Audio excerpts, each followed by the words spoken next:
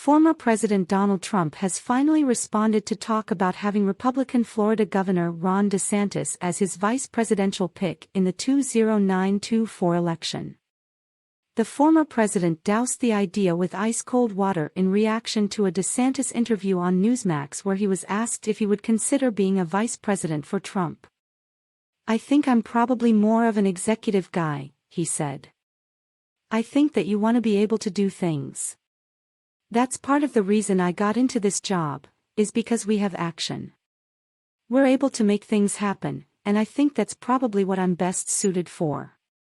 On Friday, in his own interview with Newsmax, Trump said that having DeSantis as his vice president is very unlikely, after host Rob Schmidt asked him, "Was that ever an option for you?" "No, I never thought of it," he said. "I think that we have a lot of great people in the Republican Party. I never thought of it. But you know, some people every once in a while mention it, but that's about it. No, I think that would be a very unlikely alliance." He again took credit for DeSantis becoming the governor of Florida and for his popularity in the Republican Party. "Look, I appointed him," he said. "He was failing badly in the polls. He was out of politics. He was going to be out of politics and I endorsed him. And he went from a very small number to a very high number.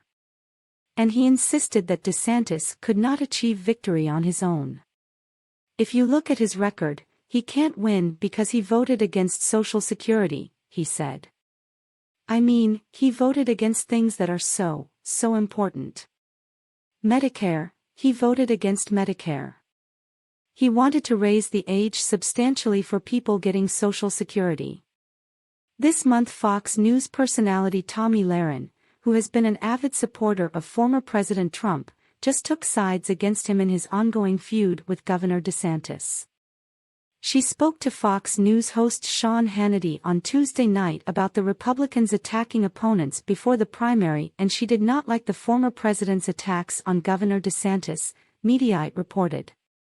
"So when we talk about the negative attacks, it's one-sided right now," she said, acknowledging that DeSantis has not hit back. She said the former president's attacks were very frustrating, and "it's like going after an imaginary friend, right now, when Ron DeSantis hasn't even announced yet.